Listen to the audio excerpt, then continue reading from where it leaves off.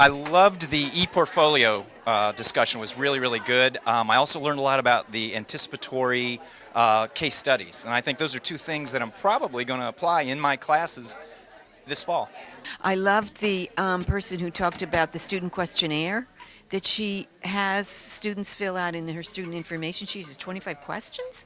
And I realized, oh, I could be asking students a whole lot more questions. I learned a lot about group work and how to incorporate groups into my classes and how to get students interested and engaged in those groups. So, thank you.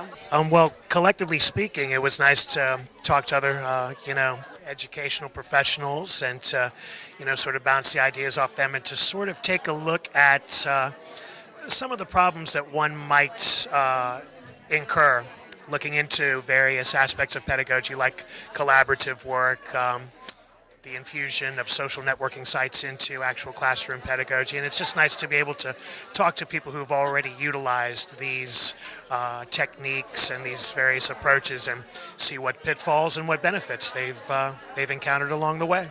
What I learned is there's a lot of interest in portfolios, that a lot of people across campus see it as a tool that they can use for the students to develop themselves professionally and personally, and that there's really no consistency, and that people found out that it really is not that hard to do. You just use the Google tutorial, and it's easy for students to build in. So I've gotten some resources, some contacts of people who I'm going to meet with to try to get it going across the university.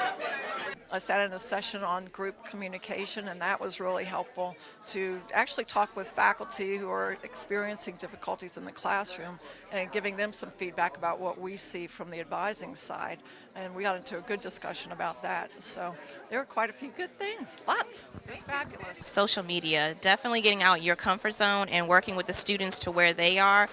I think it's something that if you didn't grow up with it, getting into it is kind of hard, but I think if you can find the balance of it, I guess what you can gain from it is better than not doing it. So I guess finding that balance, and that's what I want to end up doing in my class too. I really liked the picks part because it started me thinking about some of my problems that I don't necessarily just sit down and think, well, what are the things that really bug me about my course or my coursework? And there are several that I identified, and really just in thinking about them, thought about solutions to them. Bingo. It's all about the learning process. Focus on the process rather than specific outcomes, and education will be better and we'll have better retention. I think what I really enjoyed was the discussion about the e-portfolio. I can really see some applications for us on the advising side of the house to be able to help students develop those. What I always learn when I come to CLT is just new ideas that may not be in my field, but they can transfer to my field. So I think the e-portfolios was the most interesting to me this morning.